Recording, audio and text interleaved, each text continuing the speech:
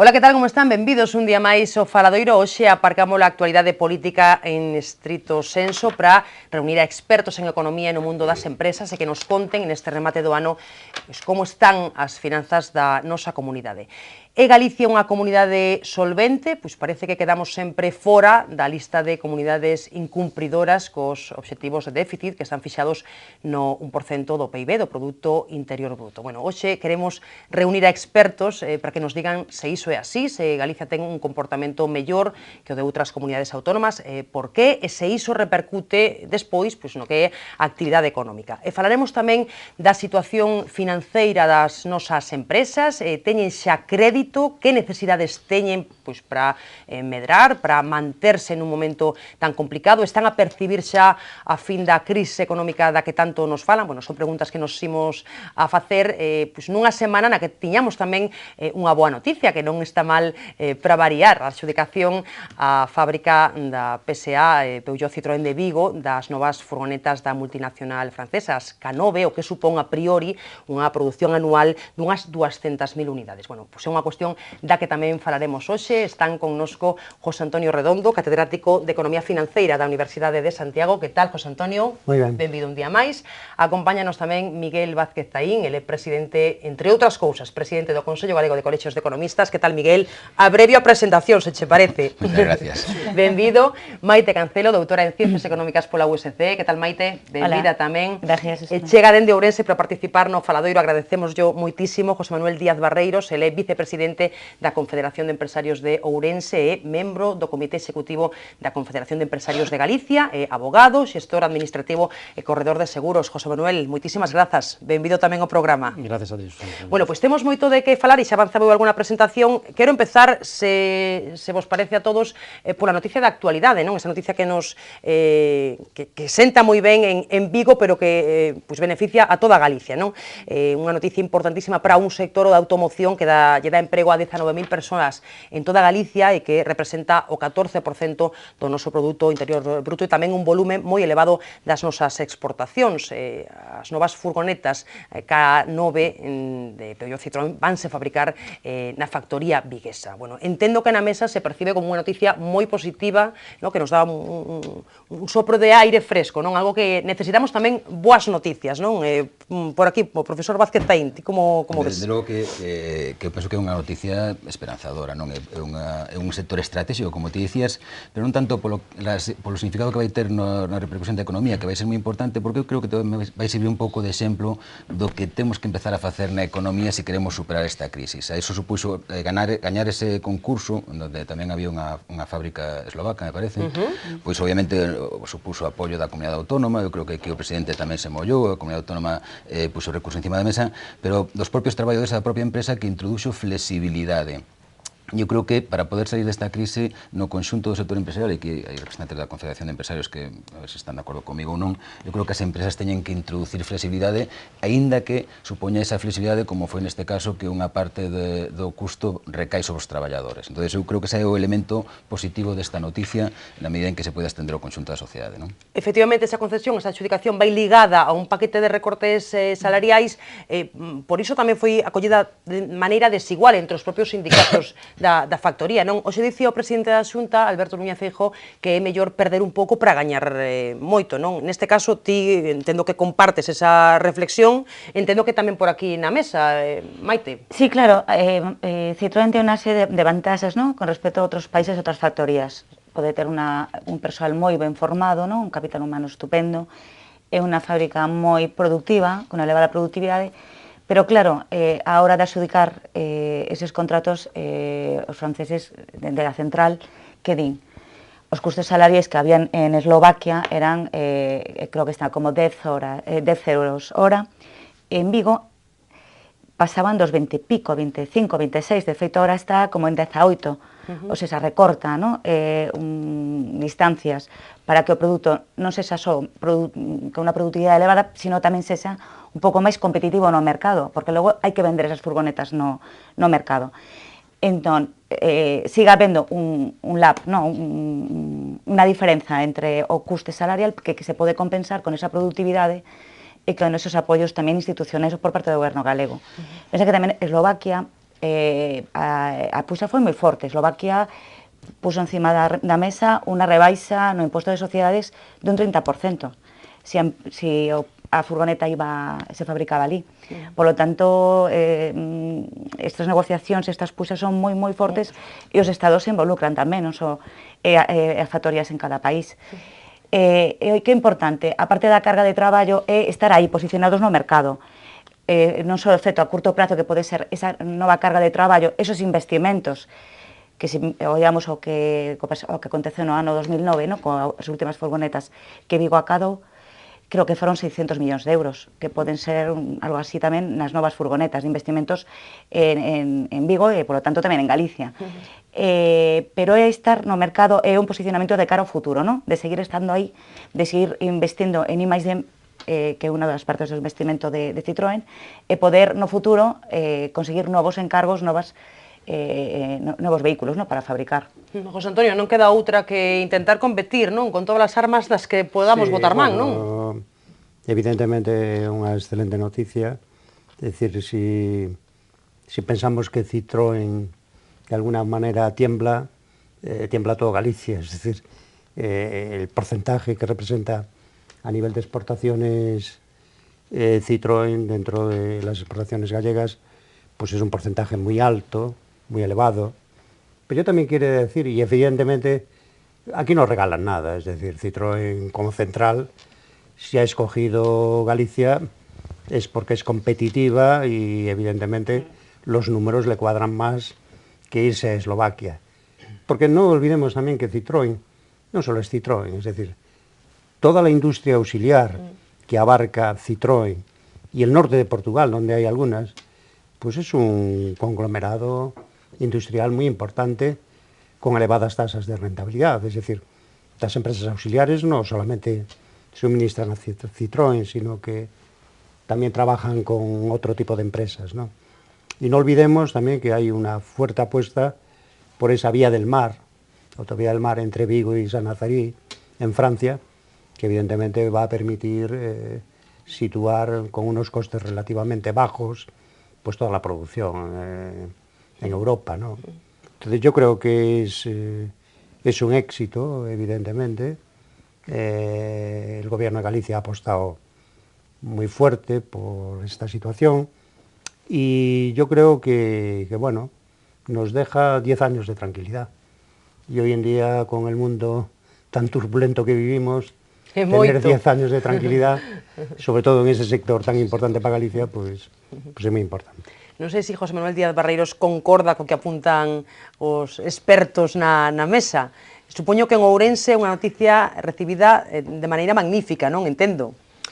Pois, efectivamente, coincido co dito hasta ahora por os meus compañeiros da mesa, non solamente en Ourense e en toda Galicia. A parte do apoio institucional, efectivamente, que se comentaba desde o punto de vista do Goberno galego da Xunta de Galicia, pero eu quería resaltar algo moi importante.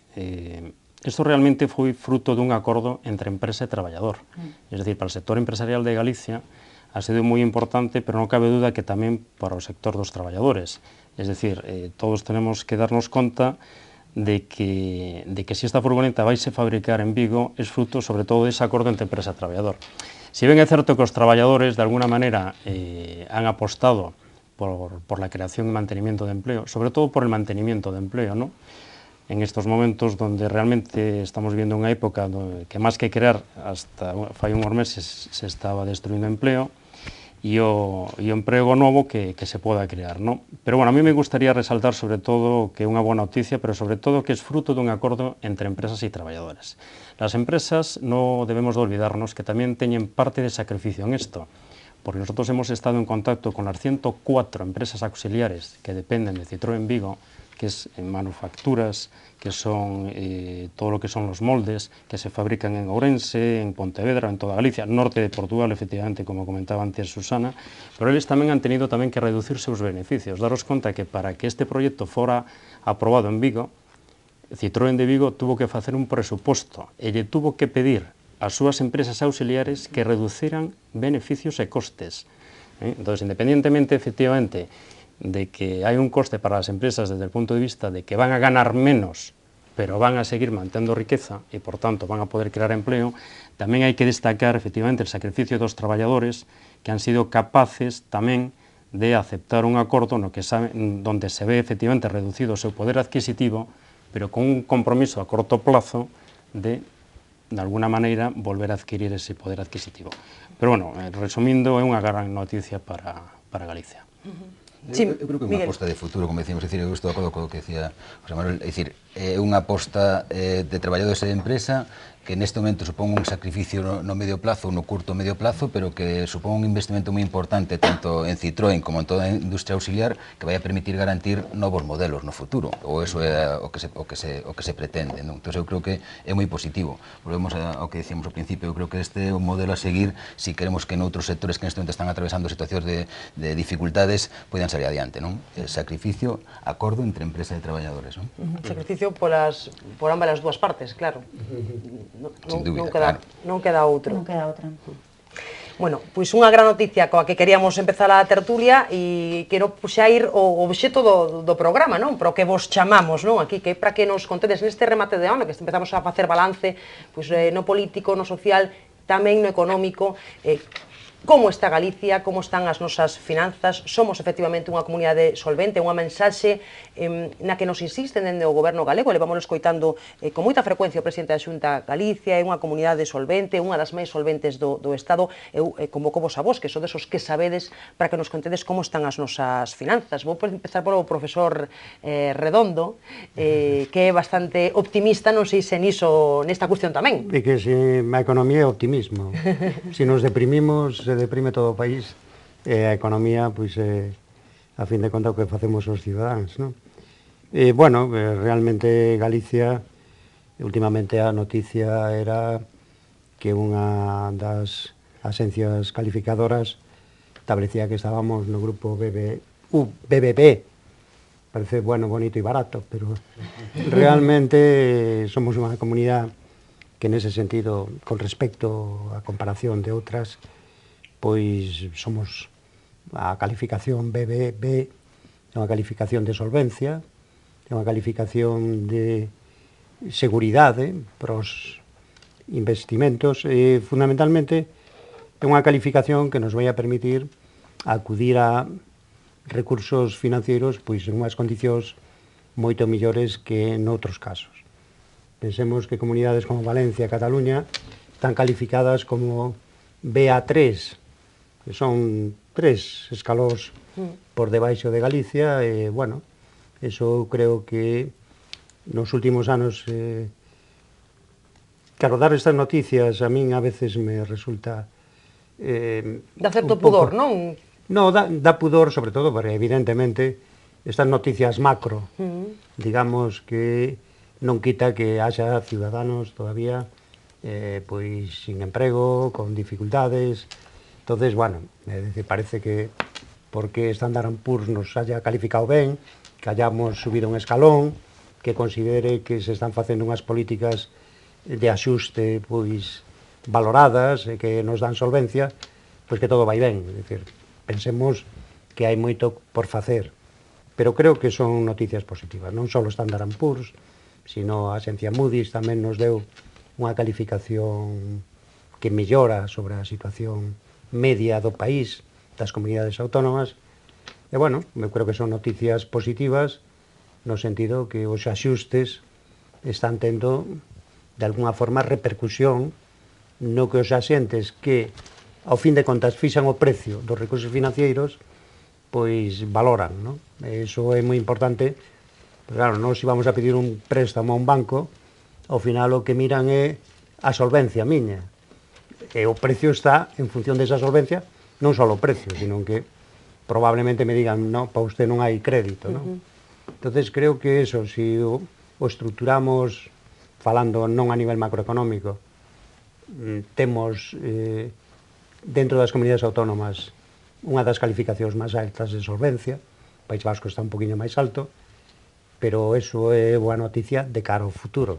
Estamos falando tamén de cara ao futuro. Non sei se Maite Cancelo lle pon algún pero a intervención do profesor Redondo. No, quizás un pouco complementar, no? Claro, os estados para poder afrontar todos os gastos, no, que teñen mes a mes, que poden ser sanitarios, pago de hospitales, pago de médicos, pago de mestres... Bueno, é que iso é o que máis cartos se leva, non? Precisamente, claro, todo que iso, precisamente o que máis cartos se leva, claro, a vía de ingresos é os impostos, as tasas, non? Os prezos públicos, que ten que complementarse sempre con a emisión de débeda, porque, además, os impostos non se cobran no momento, entón sempre hai alguna emisión de débeda que, claro, que en época de crisis tiene que elevarse porque cae precisamente esa outra parte, ¿no? o que son os ingresos puros.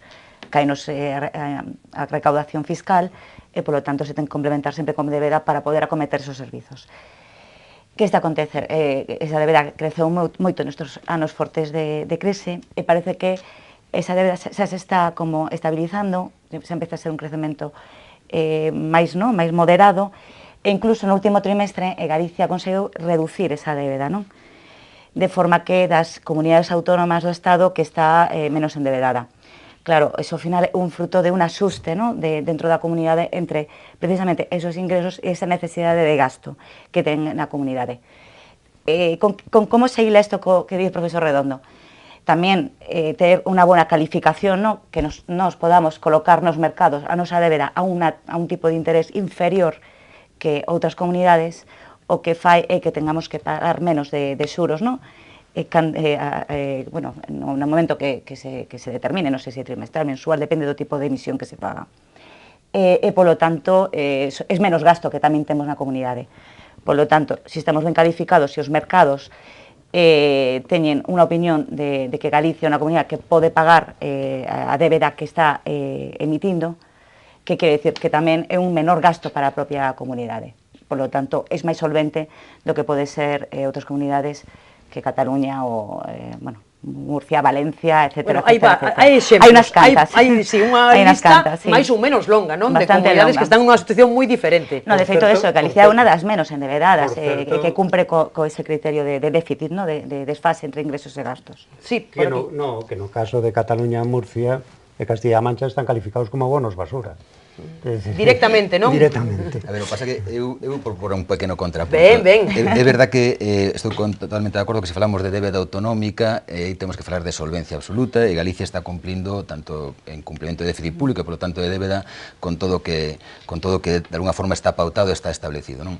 Pero o que pasa que realmente, por exemplo, tal como se teñen artellado os mecanismos en España, ese elemento diferencial de estar ben clasificados por Standard & Poor's, como decía antes, que nos di que estamos en unha situación de estable, 3Bs, eso teóricamente debía ter unha repercusión, e a ten, a hora de financiarse nos mercados. Por lo tanto, nós teníamos que pagar menos pola nosa débeda. Que pasa? Que o Estado español artellou un mecanismo que se chama o FLA, o Fondo de Liquidez Autonómica, e entonces aquelas que non están cumplindo ou non están facendo ben os deberes, incluso teñen un financiamento máis barato que o que ten a Comunidade Autónoma de Galicia salindo dos mercados. É verdad que neste momento xa se acortaron os diferenciais, pero claro, o feito de que... Chama atención, non? Claro, o feito de que en algunhas comunidades autónomas, como o caso nosa, fagamos tamén as cousas e digan, bueno, nós non necesitamos ir ao FLA porque somos moi bons e vamos aos mercados, eso durante uns anos, durante uns meses pasados, o que supuña para Galicia era que pagaba máis pola súa débeda co que estaba pagando as comunidades autónomas que iban ao Fondo de Liquidez Autonómica, o cal de alguma maneira había unha especie de premio para os que o estaban facendo mal.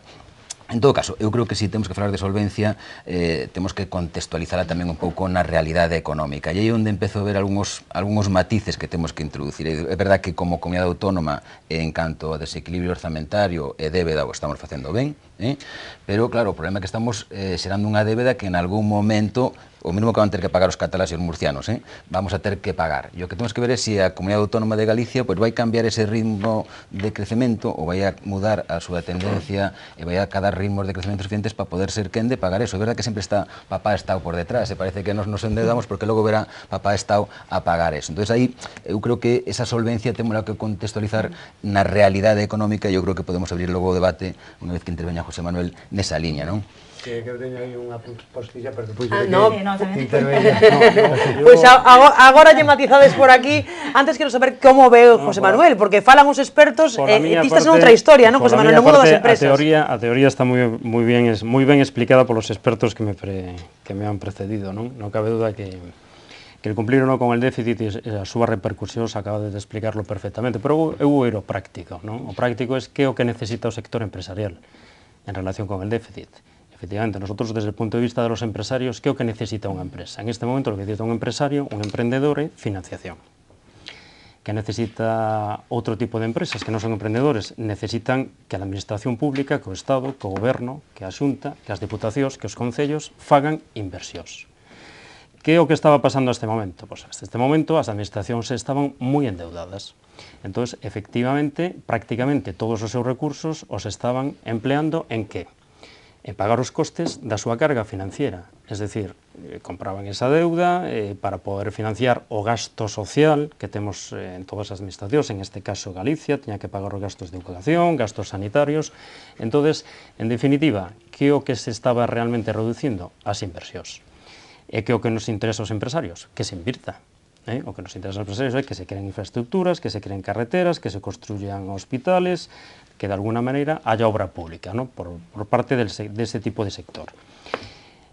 Además, los empresarios y los emprendedores que quieren hoxe iniciar una actividad, o los empresarios que xa estamos en marcha, pero que necesitamos en un momento dado una línea puntual de liquidez, porque necesitamos pagar as nóminas a final de mes, porque resulta que xa estamos hipotecados ou xa temos deudas que veñen de atrás e en un momento dado, debido a la crisis, non temos esa tesorería, lo que necesitamos es que realmente las entidades financieras pues nos echen una mano, falando claro, que nos financien.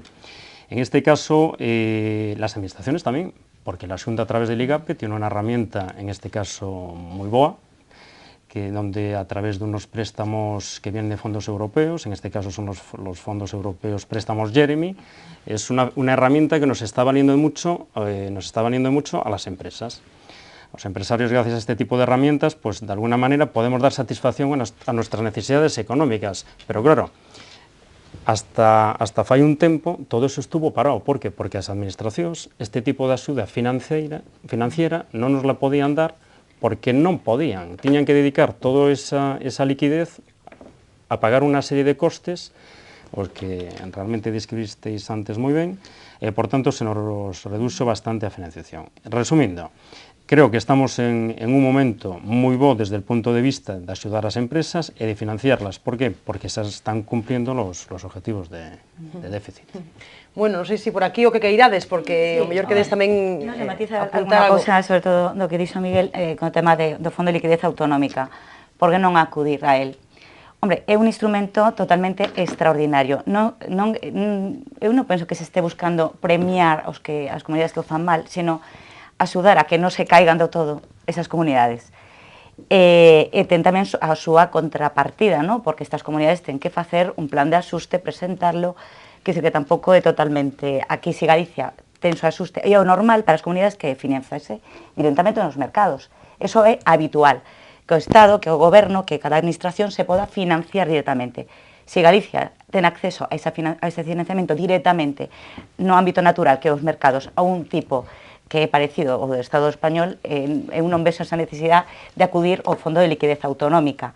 Se podería facer, pero non hai necesidade. É un fondo, xa digo, dotado, sí, Miguel, pero é un fondo dotado a Cataluña no 2013 43 millóns de euros. Para comunidades que non tiñan, que eran bonos basura, non teñen acceso aos mercados, os mercados non lles prestan cartos. Entón, como se financia Cataluña? Ao final o Estado abría todo o que quisese. Ao final abre todo o mundo, pero para Galicia o objetivo é 43 millóns de euros no ano 2013. Sí, claro, pero o objetivo é esas comunidades autónomas que están que non teñen acceso aos mercados teñen que poder financiar os seus gastos correntes. Que Galicia nunca deixou de pagar farmacia como pasou en Cataluña, en Comunidade Valenciana, en varias comunidades autónomas. Por lo tanto, non hai esa necesidade. Bueno, sí, por aquí. Logo volvemos, casi que temos que ir a publicidade e logo falamos tamén bastante das empresas. Sí. No, realmente eu creo que este goberno fixo... Porque, claro, aquí parece que cada un... É dicir, non somos un país. Entón, un país das comunidades autónomas, pois somos unha parte dese país. Eu creo que este goberno tuvo a responsabilidade de intentar equilibrar o caos que tiñamos. Entón, claro, moitas veces dices que outros aproveitaron moito máis. A mí sempre me pareceu moi injusta a parábola do fillo pródigo. É dicir, ao final, resulta que o tío que se vai por aí, que non aproveita ou que non realmente está cos pais, os cuida, de pronto aparece o fillo pródigo que foi un home bastante pouco precavido, un pouco cantante, digamos, en términos, resulta que ven e o recibe mellor co fillo que estuvo ali aguantando. Eu tamén teño esa dúbida que plantexa Miguel. Nos creo que tuvemos ese criterio de sentido de Estado, de facer os recortes, de axustarse ao déficit, e ora tamén me fastidiaría moito, ou me preocuparía moito, que precisamente nós que fixemos os deberes, ora veñan outros que non nos fixeron, que se aproveitaron de unha situación e presionaron por unha situación de non conter o gasto como debían telo, non axustarse os déficits que tiñan que facer e se beneficien. Por tanto, eu creo que o novo FLA, o novo Fondo de Liquidez Autonómica, intenta, eu yo pediría a Montoro, intenta de alguna forma premiar aqueles que se axustaron pois, e que fixeron os deberes a todos os niveles, porque son deberes que non son nada fáciles, como ben se plantexa aquí, que supón moitos recortes. Entonces, nós temos que reivindicar, pero eu me sentiría tremendamente frustrado que ao final os que non cumpriron Pero fíxate que Montoro estes días... Pase como fillo pródigo, non? Que salgan beneficiados. Estes días Montoro falou, incluso chegou a falarse xa de quitas autonómicas. Bueno, e claro, falamos de quitas, é dicir, que entonces o premio aínda vai ser maior os que o fixeron mal. Hoxe dicía que non o ministro de Guindos, bueno, claro, no, que vai dicir... Que diso nada, non? Claro que, efectivamente, admitirlo sería tremendo, non? Xa se empeza o ruxe, entonces esperemos que, por eso que xa sería en liña con o que pide José Antonio, entonces iría premiar xa o fillo pródigo que se vai de... O presidente da Comunidade Autónoma realmente, hombre, sería moi duro para él asumir ese tipo de situacións. Bueno, e de feito se te ha manifestado así moitas veces, non? Respecto desa posibilidade, non? Rexeitándoa completamente. Moitos sacrificios para moita xente, porque somos unha comunidade autónoma que pois sacrificamos moitas cousas. É dicir, bueno... O orzamento baixou un 20%, non quero falar da situación... O 20% nun orzamento como galego... Son funcionarios, pero... Sí, moitísimo. Pero, bueno, realmente aquí asumiuse un coste a todos os niveles moi elevado. Entón, a min realmente molestaríame moito, eu creo que o noso presidente non o consentiría, pois eso, que ao final, quen foi máis listillo, pois se salga co tema, pois moito máis co tema, vamos, aproveitándose desta situación. Sacrificouse moito tamén obra pública, non? Que era unha cuestión da que falaba José Manuel, non? Un exemplo, non? Efectivamente, o que estaba comentando José Antonio, efectivamente, para resistir, no cabe duda que o gobierno, pues, en algúns sectores aplicou austeridade máxima. Nos tiñamos un gasto en sanidade que había que manter, gastos necesarios e inevitables, un gasto en educación, e como se suele dicir, os cartos non dan para todo. Entón hai sectores, en este caso empresariales, que han sufrido moito os recortes. Entón, efectivamente, como decía Miguel, yo creo que ahora o que non podemos facer é estar todos aguantando e resistindo, e cando empezamos a ver a luz, que esa luz vaya para outro lado, que vaya para outras comunidades autónomas, ¿no? Yo creo que ahora en este momento hay el sector empresarial, hay ciertos sectores que xa deben de atenderse en las condicións que se viñan atendendo antes da crisis, ¿no? Que é o momento, que para eso estuvimos sufrindo toda esta austeridade desde el punto de vista de inversión pública. Bueno, pois en este punto, se vos parece, facemos unha pequena pausa, volvemos xa de contado, falamos tamén pois dese problema de financiamento co que se atopan as empresas, que creo tamén coñecer a vosa opinión ao respecto, non? Porque levamos moito tempo pedindo que se abra a villa do crédito e eu quero que me digades se credes que se está abrindo porque sí ou porque non. Así que facemos pequeniño descanso, volvemos de contado.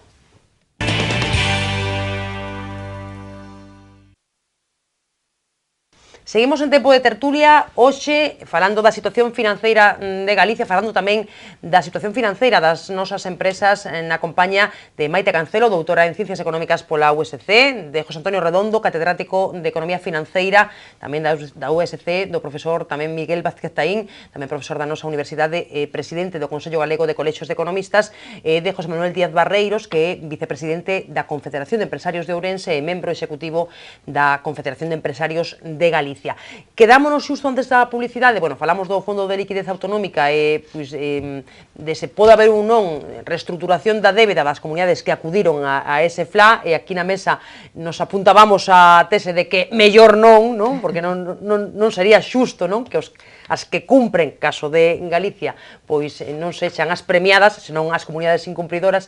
E quedaba tamén falando José Manuel Díaz sobre as necesidades que teñen os nosos empresarios, non? E el dicía dúas cousas, financiamento e investimentos, non? E dicía, agora é o momento, despois de facer tantos sacrificios, de que tamén a administración, despois de tantos axustes, abra un pouco a man, non? Na medida das súas posibilidades, porque as empresas xa case, as que aguantaron, xa aguantaron moito, non? Xa foron moitos sacrificios. En todo caso, despois de terlles a vostedes escoitado falar durante anos pedindo financiamento, pedindo que se abriera a villa do crédito, neste momento, cal é a situación? Teñen crédito ou non? Como está, despois de toda a reformulación do mapa financeiro, neste momento, cal é a situación? Vamos a ver, desde o punto de vista de financiación empresarial temos que destacar dous aspectos. Primeiro, o que é a financiación dunha empresa que xa leva tempo traballando, digamos, non? Que xa ven de atrás e o que ven necesitando, digamos, en un momento dado, financiación porque ten un problema de tesorería, como comentaba antes, a final de mes, pode ser pago de nóminas, pago de facturas, pago de préstamos, que a mellor algunha inversión que teña feito en equipos de inversión teña que afrontar ese tipo de deuda y que por la crisis o por la marcha económica no dispone de esa liquidez. Entonces, todo hay que decirlo, es decir, si hasta antes del verano efectivamente desde el punto de vista de financiación empresarial tiñamos un problema los empresarios, porque es cierto que tiñamos un problema, porque inda que a empresa solicitara financiación ás entidades financieras e estas lle pediran sempre garantías, porque non cabe duda que para que che podan financiar sempre che van a pedir garantías, inda que as empresas pusiéramos garantías encima da mesa, era moi difícil que nos financiaran a veces certos proxectos porque non podían, non tiñan cartos suficientes debido ao problema que realmente tiñan as entidades financieras. Daros conta que estos últimos anos la banca ha tenido gran morosidade. Acordados de esos 100.000 millones que tuvo que meter o gobierno Zapatero nas entidades financieras, chegou o gobierno de Rajoy e tuvo que inyectar outros 40.000 millóns, e todo eso foi para tapar os buratos que tiñan as entidades financieras, sobre todo debido a la morosidade, a todas estas hipotecas que se concederon de unha maneira probablemente lixeira, por definirlo de alguna manera, e que a cambio lo que han tenido es muchos impagos. Chegados a este punto, las entidades financieras se sanean, reciben toda esta cantidad de miles de millóns de euros, e ahora sí é certo que no ano 2014 xa están en un momento en el que os seus balances xa saneados e as súas contas de resultados saneadas xa poden financiar. Que tipo de financiación nos están ofreciendo o podemos acceder los empresarios? A que tipo de financiación podemos acceder? Pois sí é certo que xa nos están dando renovacións de préstamos, de créditos, de líneas de descuento para empresas que xa están en marcha, pero onde realmente la Confederación de Empresarios de Galicia inda todavía notamos problemas de financiación es en el emprendimiento. ¿Y por qué en el emprendimiento? Porque si unha persona que non ten por que ser joven, porque parece que la palabra emprendimiento vai asociada a xente joven, pero emprender pode emprender cualquier persona de cualquier edad, home ou muller. En emprendimiento o problema que ten é que unha persona que teña ideas ou que teña un proxecto, pero non ten cartos, como leva a cabo ese proxecto? Porque chega a entidade financiera e o primeiro que lle va a pedir a entidade financiera son garantías. Probablemente o proxecto sea viable desde o punto de vista económico, ven acompañado do seu estudio de viabilidade, pero non ven acompañado de garantías. Entón, para non extenderme moito e para resumir, nos donde vemos desde el punto de vista empresarial realmente un problema importante de financiación es al emprendedor. Joven, mayor o persona de cualquier tipo, de cualquier edad, que quiera invertir. Ten un problema a la hora de financiarse. Nosotros lo que queremos é que se lle den solucións. Es decir, si esa persona non pode aportar garantías, pues, oye, vámonos a fixar, por ejemplo, no modelo norteamericano. Onte, a nivel anecdótico, estuvo un asesor económico en Ourense, que se chama Juan Verde. Juan Verde está casado con unha filla de Adolfo Domínguez, e es asesor do Obama. Es un asesor do Obama, además asesor económico. Tuvimos el gusto e la suerte de poder contar con él en Ourense en unha conferencia onte, e él nos viña a decir que la figura del emprendedor en Estados Unidos ten un estatus social, el empresario ten un estatus social muy reconocido, porque es la figura que genera riqueza, que genera empleo, que bueno, que de alguna manera en este momento en España pues no la tenemos. El empresario no tenemos todavía ese reconocimiento social que debemos de tener, porque al final somos, de alguna manera, los impulsores de riqueza y de creación de empleo en el país. Entonces, lo que nos viña a decir era que el emprendimiento alí, las fórmulas de financiar, una de las era los business angels, los business angels, que son inversores privados que apostan por o emprendedor, que apostan por la idea, por o proxecto, ¿no? E entón o que fan é invertir capital. Eu teño unha idea, non teño cartos, a entidade financiera non me pode financiar porque non teño garantías, pero acudo a inversores privados que ven que o proxecto é bo e é bo. E outra solución tamén era que el Estado avalaba. Tamén hai instituciones públicas, nos, por exemplo, aquí, a Xunta de Galicia ten o IGAPE, que é unha ferramenta tamén que financia las empresas y ven que realmente los proyectos son viables. Eles ali, os americanos, nos contaba este asesor, que os americanos o que fan es el propio Estado, la propia administración pública, a través de unha serie de organismos que crean, invirten. Si ven que o proxecto é viable, fanse socios do teu proxecto. Bueno, non estendernos moito máis. Es decir, yo resumiendo es financiación, sí, en este momento, pero las entidades financieras efectivamente están en disposición de poder a los empresarios podernos financiar, pero claro, nos piden garantías. ¿Cuál es el problema que realmente tenemos en este momento? El emprendedor que non ten garantías. Si é certo que hai unha aposta pola figura do emprendedor, non? E parece que se están importando pois esas figuras, business angels, por exemplo, non? Que dan bo resultado fora das nosas fronteiras, por exemplo, Estados Unidos, como apuntaba José Manuel, hai unha aposta, o mellor hai que ir camiñando un pouquiño máis, non? Para que se vayan vendo os froitos, non? Non sei como... O que pasa que eu creo que apuntaba José Manuel é moi importante, é verdad que aquí eso das figuras de business angels ainda falta esa cultura dos que teñen cuartos de poder apostar, pero bueno, pouco a pouco, pero aí poden xogar tamén un papel moi importante as administracións, é verdad que o IGAPE, Xes Galicia, pues podrían neste momento... Ahora me acabo de recordar, por no acordar, el Business Angels nos decía que, por ejemplo, Google empezó con Business Angels. Moitas destas empresas coxes son Google, multinacionales Amazon, que empezaron así. Los Body Shop, o sea, grandes cadenas comerciales empezaron de chicos... Entonces, isto liga un pouco co que decíamos antes, decir, a mellor ese axuste que o goberno galego fixo os deberes, claro, se fixo en aqueles ámbitos, antes decía José Manuel, nos investimentos, ou creo que nestes ámbitos estratégicos o IGAPE Xes Galicia parou un pouco o ritmo nos últimos anos, e eu creo que é moi importante que haxa ese plus, que neste momento eu creo que é verdad que apostemos por figuras innovadoras, pero que o ten que por a administración, de alguna maneira, pondo en contacto, creando mecanismos de contacto de proxectos emprendedores con financiamento, avalando, pondo garantías que permitan tirar para diante. As entidades financieras en Galicia, o Banco de España publica os créditos que dan as entidades financieras e os depósitos. No ano 2008 os créditos eran aproximadamente uns 64.000, o que concedían as entidades financieras en Galicia ás empresas e ás administracións galegas, e os depósitos eran 50.000. É dicir, no ano 2008 non nos autofinanciábamos, os depósitos 50.000, os créditos das empresas eran 64.000. En contra do que se dicía moitas veces de que se o aforro galego se exportaba, a realidade era esa.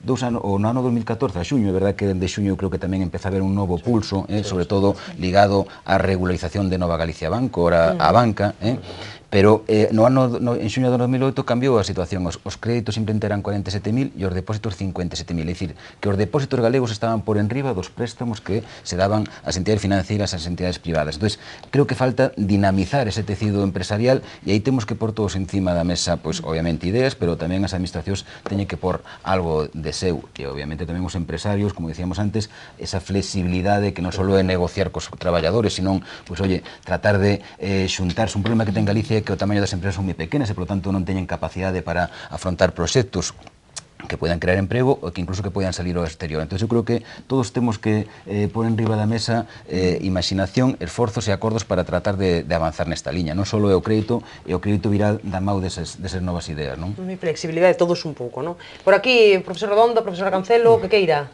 Sí, a ver, Maite. Bueno, varios temas. Por unha banda está claro, na época a crise foi moi forte, a caída dos ingresos foi espectacular. xa non cubrir só os gastos normais que son de funcionamento, xa digo, de sanidade ou de educación, por exemplo, sino que cubrir incluso todas as prestacións sociais para desempregados, arrisga esta renta de inserción social, ¿no? Disparouse ese tipo de gasto, ¿no? Que é gasto derivado, xa digo, da injustiza, ¿no? Desa crise tan forte. Que acontece?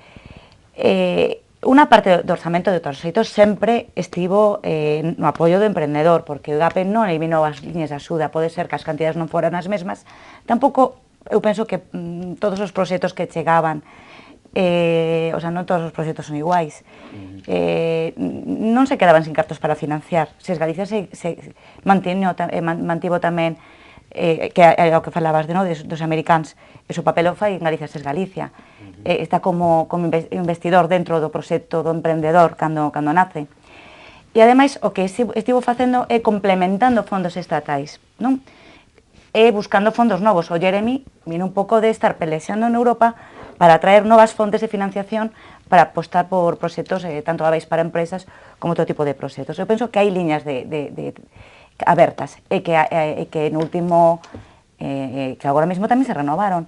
Hai liñas de feito novas para proxectos moi pequenos, emprendedores máis pequenos, e novas liñas para proxectos já que necesitan máis investimento. Penso que era a partir de 60.000 ou 100.000 euros. E xa digo, complementados moito con outras liñas que hai no Estado. O ICO ten liñas, penso que había alguna, agora mesmo todos os nomes das liñas non lembro, pero sí que hai varias. El ICO está funcionando moi ben. O ICO está funcionando moi ben, exactamente, ten liñas incluso para, algunas son para xoves, porque aí consiguen financiamento en Europa. Pero penso que non se abandonou a liña de traballo. Que pasa? Que os cartos non dan para todo, entón hai que un pouco repartirlo, ¿no? Porque senón o nivel de endeudamento, imaginemos, ¿no? Sí, si estamos moi altos endebedados... Yo non es tanto que non haya cartos, sí, sino que non haya garantías para... Non entendo o que se quere decir. No, pero liñas de abais tamén. Dentro dos programas había unha de abais. No, hai liñas de abais. Lo que pasa é que, bueno, os abais tamén veñen acompañado das garantías que personalmente, es decir, la figura del... Tú imagínate el prototipo del emprendedor joven de 30 anos que non ten nada.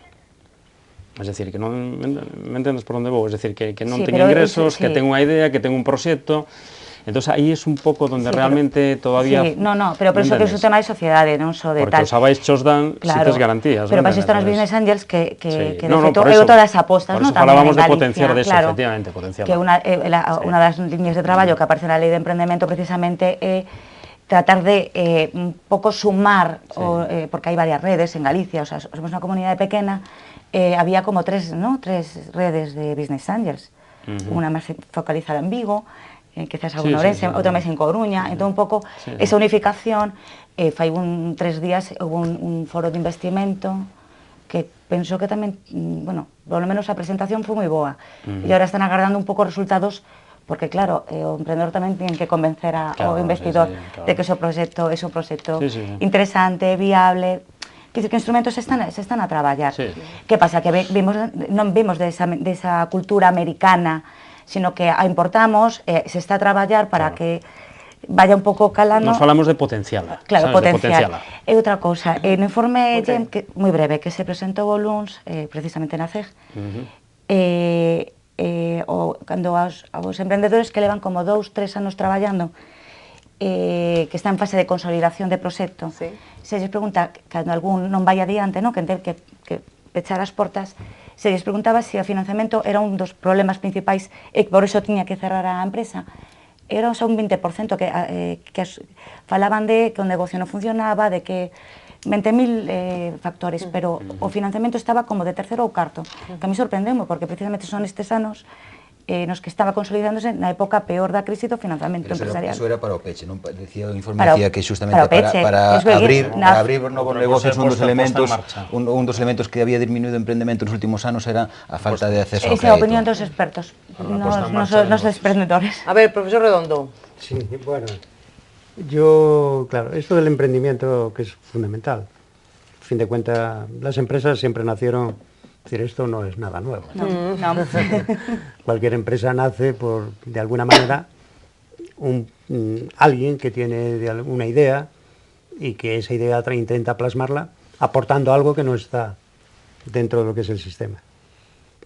a mí a veces creo que estamos banalizando tanto el emprendimiento y realmente hay tantos organismos que están con el emprendimiento para aquí, el emprendimiento para allá, las formas de emprendimiento del Estado, de la autonomía, que al final realmente el que es el emprendedor está un poco despistado. Es decir, yo quiero montar un negocio y ¿dónde acudo? Pues bueno, pues realmente tenemos un galimatías a dónde acudes. Otra cuestión fundamental es que realmente, pues bueno, el emprendimiento muchas veces acude no solo a la financiación, sino a subvenciones. Y ahí entra un apartado burocrático que es muy complejo para la gente que tiene una idea, que quiere llevar adelante un negocio y que de pronto, por el más mínimo error, ve frustrado pues que la subvención con la que contaba pues se retrasa, se prolonga o desaparece. O non chega directamente. O non chega. Entonces yo pediría fundamentalmente un esfuerzo fundamental en tutela. Es decir, no es que venga una persona a pedir una subvención, es que yo te voy a tutelar para que no haya ninguna duda si tú contabilizaste mal A o B, y eso es realmente lo que va a condicionar que esa subvención queda anulada. Entonces yo creo que ese esfuerzo de tutela para la gente que es emprendedora, que no tiene ni que ser contable, ni tiene que estar pues encima del mínimo detalle, sino que lo hace por buena voluntad. Todo se hace, vamos, creo que el emprendedor que asume un riesgo, que quiere crear su empresa, no tiene ninguna idea de defraudar. Precisamente el fraude se da en emprendimiento con aquellos que son realmente los especialistas en buscar subvenciones A y B, y eso es donde ha habido problemas. Pero yo fundamentalmente lo que decías de los jóvenes, yo creo, José Manuel, que es fundamental. Los jóvenes son los grandes emprendedores, los que tienen las nuevas ideas, los que tienen ilusión, y de alguna manera yo pediría un esfuerzo de tutela, porque estos jóvenes no conocen los ritmos de la burocracia, no conocen cómo funciona. Entonces yo pediría que cada subvención esté tutelada por alguien que le evite cometer errores y que al final esa subvención se pierda. Yo muchas veces siempre digo, un negocio tiene que ser viable al margen de la subvención. Sí, sí. Claro, Eso está exactamente. Y eso es vital. Es decir, y también es triste. Sí, sí. Pero nosotros no hablamos Porque la tanto, subvención es José una Antonio, parte. hablamos más de financiación que de subvención. Claro. Sí, estamos Nosotros los empresarios hablamos ya, Ya, la subvención, de como suele decir, capital si viene bienvenida sea. Sí. Sí. Pero montar un negocio pensando en la subvención, No, malo. malo. Claro, pero O sea, incluso es- la financiación, claro, más es que una- te puedes ver en un problema Sí, sí. precisamente más grave, porque la subvención no la recibes, pero la financiación te queda la deuda. Ya. Entonces yo Como creo mal concedido que cae. que hay que hacer un esfuerzo, sobre todo, para mí, de tutelaje, es decir, de que la gente realmente que es emprendedora Se sienta pues acompañada no tenga proceso, a su ¿no? lado Claro. a alguien que le vaya orientando pasito a paso. É simplificación dos procedementos, que eu creo Claro, que, que se ten claro. avanzado moito en España, comparado con moita outros burocracia. países, aínda nos quedan, para calquera iniciativa empresarial ten moitos pasos, moita burocracia, que ao final é o que dixo Xentón, se non estás tutelado, pero bueno, simplificando, en moitos países estos non faría falta tanto, outra cosa é esa parte de tutela de seguimento do negocio, pero non faría falta tanto seguimento dos proxectos, non? Porque que aquí, ao final, os pasos para pôr en marcha un negocio, calquera actividade, pois son moitísimos comparado con calquer outro país do noso Un entorno. pouco na línea na que se está a traballar, tanto Pero ainda tanto se teñen tutelaje. dado pasos, pero bueno, xa non só constituir unha empresa ou 24 horas, hai outra serie No, de no, procedimentos o tema alrededor de- da posta en marcha. Nos na lei de, además, A modo de peche, que estamos xa se despedindo. recolleu na lei de emprendedores nacional e depois tamén a recolleu a lei de emprendedores Sí. de Galicia, falábase dunha ventanilla única, non? Donde realmente un empresario, un emprendedor que quera montar un negocio, porque ahora, o se tú queres montar, efectivamente, como dice Miguel, tú queres montar, por ejemplo, unha fábrica de lo que sea, pues desde el punto de vista de urbanismo, medio ambiente, tienes que pasar por 6, 7 consellerías. Mil trámites, claro. Tienes que ir por cada, es decir, pues que haya efectivamente unha ventanilla única. La lei de emprendedores de Galicia o recolle. O recolle. Tú presentas un proxecto e que ese proxecto xa automáticamente xa se dirija desde a administración, pues onde teña que ir directamente a cada consellería que cho devolvan, non que vayas tú co proxecto Sí. e que vas pasando por todas as consellerías, ¿no? Es decir, simplificar, ¿no? Simplificar de alguna manera a burocracia que en este momento pues es un gran obstáculo para montar unha empresa. Que tamén, efectivamente, Algúna idea que vos quede por apuntar, que estamos xa pechando? A ver, Maite, algunha cousa... No, que penso que son cosas que están a traballar, se poden perfeccionar, mellorar, porque partimos de onde partimos, o sea, non partimos de unha gran historia de apoio, sino que son cosas moi recentes e que moitas están a importar. Pero o tema, por exemplo, da tutoría, do apoio, se está a articular esa rede en Galicia, tendo en conta todos os asentes, porque hai moita xente agora mesmo asesorando os emprendedores, non só desde a administración, sino das propias asociaciones de xóvenes empresarios, etc. E se está a articular un pouco ese ecosistema de forma coordinada para que non vaya cara a xente, por un lado, facendo cousas que ao final, unindo forzas, se pode chegar a máis emprendedores e con menos custo. Entón, penso que a liña se está marcando ben. Que pasa? Que se está en un punto do camiño, non? Tempo de rodarse, claro, tempo de rodarse. Tempo de rodarse. José Manuel, alguna cousa que che quede por apuntar? Que se apuntaches unhas cuantas, Sí, bueno, eu, por ser un pouco optimista e realista, hai unha previsión no ano 2015 do goberno que dice que España vai crecer un 2%. Un informe do Funcas fala das caixas de aforros, falas do 2,4%, e nós, desde a Confederación de Empresarios de Galicia, temos unha previsión de 2,5% en Galicia. Entonces, que de alguna manera esta previsión de crecimiento, pues que sea optimista e, como falamos ao principio, que acordos empresarios e traballadores siga por buen camino, e aí temos un gran exemplo como ha sido Citroën este ano. A ver, Pues Miguel. máis que unha idea, un desexo, é dicir, que as vaticinios da Confederación de Empresarios que se cumpran, sobre todo no que atinxe a Galicia, porque eu vexo que nos últimos trimestres en Galicia se empeza a ver unha pequena diferencia respecto do Estado español. O PIB en Galicia no terceiro trimestre plano, en España 0,5%, o cal estamos empezando a notar algunha pequena diferencia negativa que nos estamos comendo esa ventaxa que tiñamos. É dicir, en Galicia hai un pequeno problema, cando as cousas van mal dadas, pois non van tan mal dadas e ainda por riba son moito máis suave, é dicir, a situación de recesión se produce con retraso e de forma máis suave, pero cando a cousa cambia de signo e empeza a economía a ir ben, custa arrancar, nos custa moito máis arrancar, non? Entón, esperemos que podamos ir á par que as previsións que están neste momento en riba da mesa para España. BBVA. Sí, 2,5% Galicia. Claro, pero o Instituto Galego de Estadística, que non é elemento para ser cuestionable, o 0,0% no terceiro trimestre. No, pero non fai predicións para o próximo ano. No, pero estou dicindo o terceiro trimestre do ano 2014, e España o 0,5%. Entón, estamos nos estes últimos 2 trimestres, a ver que pasou no cuarto trimestre, empezando a ver que estamos quedándonos non atrás, pero que xa non collemos o mesmo ritmo que ten España. Entón, a miña idea, Susana, para contar... Sí, pero eu sumo ese desexo, claro, era un desexo máis que bueno, cunha idea encima da mesa, non?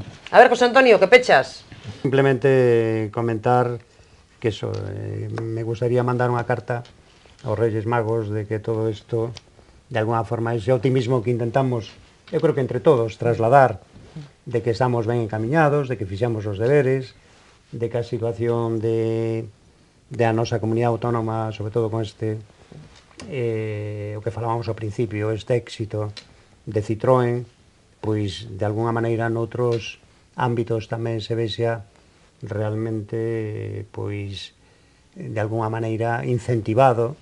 Pensemos no turismo, que está crecendo no último ano a ritmos importantes nesta comunidade autónoma. Eu creo que ao final querría ser optimista, querría decir tamén que dado que nós fixemos os deberes con unha solidaridade pensando en cuestións de país, pois que de alguna maneira se vexa recompensado, e que precisamente os que non cumpliron, pois de alguna maneira pois salgan máis beneficiados dos que realmente, como en Galicia, pois fixemos aqueles axustes que consideramos necesarios. Bueno, pues rematades en ton optimista e eu alegrome diso e o que vos propoño que dentro duns meses nos volvamos xuntar e vexamos como vai a cousa, non? Como vai evolucionando a situación, non? E se as cousas van, pois eso, para ratificar ou para corrixir, non? Para ratificar, ou para corrixir a alta. A alta, eso. Se cumpriu ou non. Bueno, pois grazas aos catro por acompañarnos, a Maite Cancelo, a José Antonio Redondo, a José Manuel Díaz Barreiros, a Miguel Vázquez Taín, un placer, como sempre, tervos por aquí, a vos los tres, que vos teño moitas veces, xa sabedes que sí, a José Manuel, pois un placer enorme, nada, quedas convidado de volver cando queiras. A todos grazas por seguirnos, mañá falamos dunha cuestión completamente diferente, falaremos do potencial do sector da madeira en Galicia, verán que hai datos moi sorprendentes, será a hora de sempre, grazas por acompañarnos, que descansen.